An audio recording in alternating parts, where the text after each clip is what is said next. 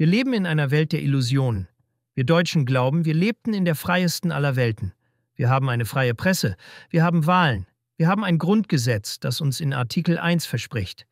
Die Würde des Menschen ist unantastbar.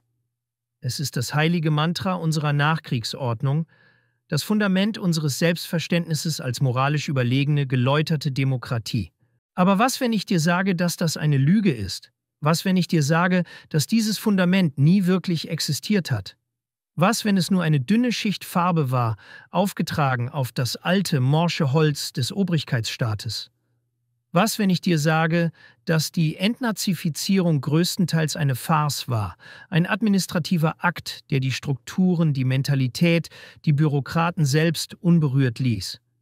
Was, wenn ich dir sage, dass der autoritäre Geist, der preußische Gehorsam, die Gestapo-Mentalität des Befehl ist Befehl nie wirklich verschwunden ist? Er hat nur geschlummert, sich versteckt, getarnt als wehrhafte Demokratie. Das, was wir heute als Polizeistaat Light erleben, ist kein neues Phänomen, das plötzlich gewachsen ist. Es ist die Rückkehr, das offene Wiedererwachen derselben alten Arroganz, die in der DNA dieses deutschen Staates tief verwurzelt ist. Und dieser alte autoritäre Geist, dieser Glaube an den Staat als moralischen Vormund, bekommt jetzt neue, furchterregende Waffen in die Hand. Die Bürokraten in Brüssel und Berlin schmieden das Arsenal für den perfekten Überwachungsstaat. Der digitale Personalausweis, der jeden deiner Schritte an deinen Namen kettet. Der digitale Euro, der dein Geld programmierbar und abschaltbar macht. Die biometrische Überwachung, die dich auf der Straße erkennt. Der lückenlose Informationsaustausch, der sicherstellt, dass es kein Entrinnen gibt. Das ist die unheilige Allianz. Die autoritäre deutsche Mentalität des 19. und 20. Jahrhunderts verschmilzt mit der Orwellschen Überwachungstechnologie des 21. Jahrhunderts. Der Gestapo-Traum einer lückenlosen Erfassung wird durch die Brüsseler Technik erst möglich. Selbst wenn dich also die hohen Steuern nicht stören, wenn dir der wirtschaftliche Niedergang Deutschlands egal ist, wenn dir die Richtung, in die unser Land schlittert, nichts ausmacht, dann sollte dich zumindest das alarmieren. Der autoritäre Geist ist zurück und er zielt auf deine Freiheit. Ist alleine nicht das etwas, was dich zum Auswandern motivieren sollte? Du denkst, das ist Panikmache? Übertreibung? Dann hast du die Zeichen der Zeit nicht erkannt. In dieser neuen, gefährlichen Welt reicht es nicht mehr, nur den Kopf einzuziehen und zu hoffen, dass es nicht so schlimm wird. Du musst die Mechanismen verstehen, die hinter den Kulissen wirken. Du musst lernen, wie du dich und dein Vermögen vor dem schützen kannst, was kommt. Du brauchst eine Festung. Du brauchst einen Plan B.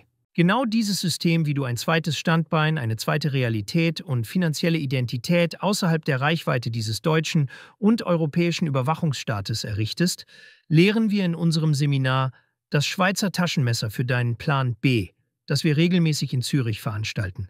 Es ist das Konzentrat aus jahrelanger Erfahrung. Wir zeigen dir die 7 entscheidenden Werkzeuge, die du brauchst, um in dieser neuen, gefährlichen Welt souverän zu bleiben.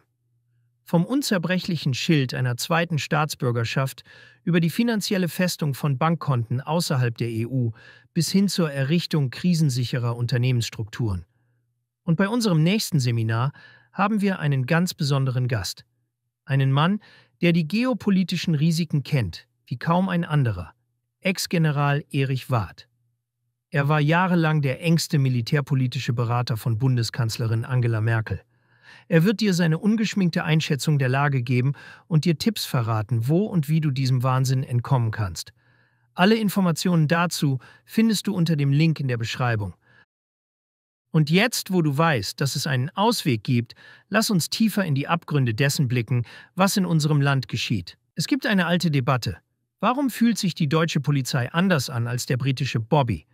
Die Antwort ist historisch. Der britische Polizist wurde als Bürger in Uniform geschaffen, der seine Legitimität durch die Zustimmung der Gemeinschaft erhält. Die deutsche Polizei hingegen wurzelt im preußischen Verwaltungsstaat. Sie war nie Diener der Gemeinschaft, sondern immer Instrument der Staatsautorität.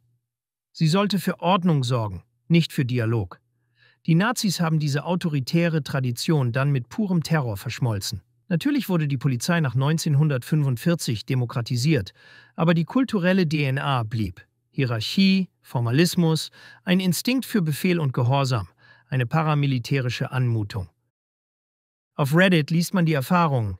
Ich wurde in Deutschland von der Polizei angehalten. Der Ton war sofort aggressiv. Fahrzeugpapiere sofort. In den USA sagt der Cop Sir zu dir, selbst wenn er dir ein Ticket gibt. In Deutschland bist du sofort ein Untertan. Ein anderer schreibt, das Wort Polizeistaat kommt nicht von ungefähr aus dem Deutschen. Unsere Polizei ist dazu da, den Willen des Staates durchzusetzen, nicht um dir zu helfen. Aber es geht längst nicht mehr nur um die Polizei auf der Straße. Der autoritäre Geist hat sich weitergefressen.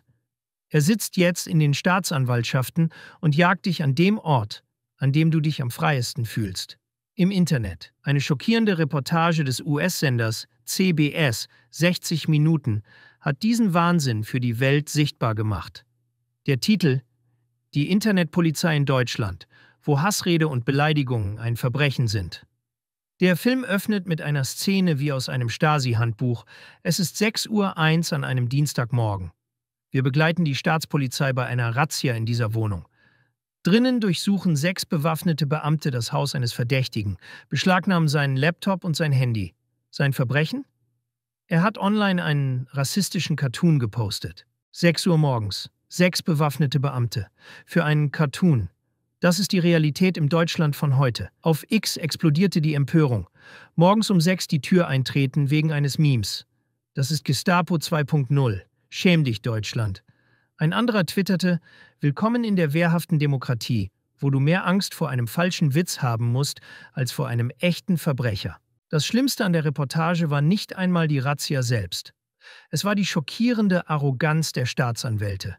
In einer Szene sitzen 2 von ihnen mit dem Journalisten zusammen, lesen die angeblich kriminellen Posts vor. Und sie lachen. Sie lachen laut und schadenfroh über die Bürger, die sie strafrechtlich verfolgen. Es ist kein freundliches Lachen. Es ist das selbstgefällige, kalte Lachen der Macht. Das Lachen von Bürokraten, die sich als moralische Erzieher der Nation sehen und es genießen, falsches Denken zu bestrafen. Sie sagen es offen in die Kamera. Die Leute sind überrascht, dass das, was sie für freie Meinungsäußerung halten, bei uns illegal ist.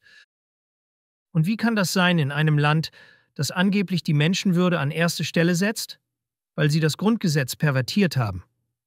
Sie nutzen die Würde nicht mehr als Schild, um dich zu schützen, sondern als Schwert, um dich anzugreifen. Deine Freiheit endet dort, wo die Gefühle eines anderen, die von einem Staatsanwalt definiert werden, beginnen. Sie haben einen Apparat geschaffen, in dem der Staat definiert, was würdig ist und alles andere mit voller Härte verfolgt. Und dieser Apparat ist erschreckend effizient. Du hast die Macht des deutschen Staatsanwalts angesprochen und genau hier, an diesem einen Punkt, zerbricht die ganze Illusion unserer angeblichen Gewaltenteilung. Für jeden, der das angloamerikanische System kennt, ist die deutsche Struktur ein Schock. In den USA ist ein District Attorney oft ein gewählter Beamter, ein mächtiger politischer Akteur, der sich aber vor den Wählern verantworten muss. In Großbritannien ist der Crown Prosecutor eine unabhängige Behörde, die nicht weisungsgebunden ist. Und in Deutschland? Der Staatsanwalt ist kein unabhängiger Teil der Justiz. Er ist ein Beamter der Exekutive. Schlimmer noch, er ist weisungsgebunden an einen Politiker, den jeweiligen Landes- oder Bundesjustizminister. Das ist keine theoretische Kleinigkeit. Das bedeutet, ein Politiker kann die Strafverfolgung anweisen, beschleunigen oder, was noch wichtiger ist, stoppen, wenn es politisch opportun ist. Auf X postete ein deutscher Jurist kürzlich, wer an die Unabhängigkeit der deutschen Staatsanwaltschaft glaubt, glaubt auch an den Weihnachtsmann. Sie ist die scharfe Speerspitze der Exekutive, ein reines Verwaltungsorgan.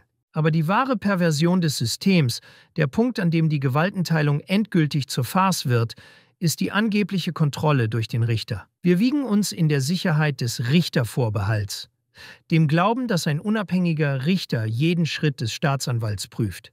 Das ist eine Illusion. In der täglichen Praxis des deutschen Rechtsstaats ist der richterliche Beschluss für eine Hausdurchsuchung oft nur eine Formsache, ein kollegialer Stempel, der routiniert erteilt wird. Warum?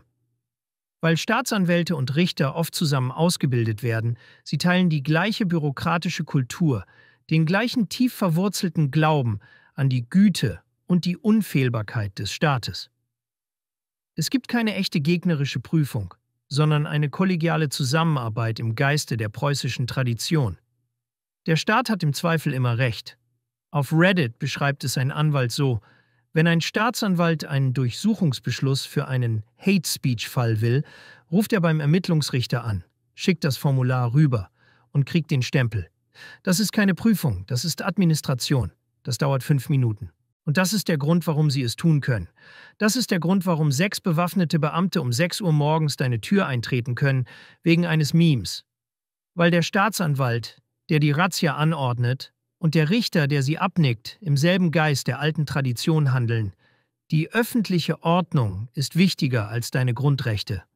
Das System ist, wie Rechtsexperten selbst warnen, eine Rule-of-Law-Bürokratie, kein liberaler Rechtsstaat. Der Geist ist Ordnung, nicht Freiheit. Es ist keine Gewaltenteilung.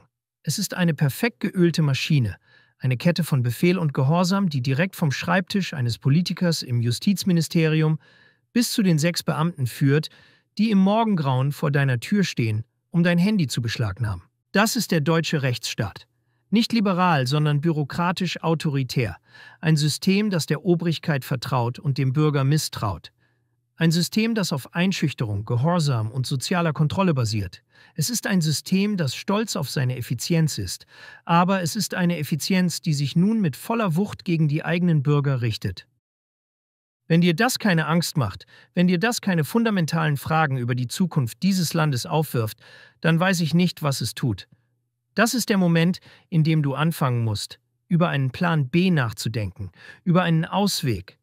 Ja, viele andere Länder auf dieser Welt sind chaotischer, weniger organisiert, vielleicht auf dem Papier ineffizienter als die perfekt durchgeplante deutsche Maschine. Aber genau darin liegt deine Chance. Genau darin liegt die Freiheit. Denn ein Staat, der damit beschäftigt ist, seine Grundversorgung zu organisieren, hat oft weder die Ressourcen noch den totalitären Willen, ein lückenloses digitales Überwachungssystem zu errichten, um die Online-Kommentare seiner Bürger zu jagen. Eine ineffiziente Bürokratie ist oft der beste Schutz für die Privatsphäre. Schau auf die kleinen Länder, auf die Nationen, die nicht versuchen, die Welt zu retten oder ihre Bürger moralisch zu erziehen. Du wirst überrascht sein, wie viel echte, gelebte Freiheit du an Orten findest, die einfach nicht die Mittel oder das Interesse haben, ihre Bürger lückenlos zu kontrollieren. Bist du Unternehmer, Freiberufler oder Investor? Zieht es dich schon lange ins Ausland? Mach heute den ersten konkreten Schritt in eine Zukunft mit mehr Geld und mehr Freiheit. Buche ein Beratungsgespräch mit Sebastian und seinen Kollegen.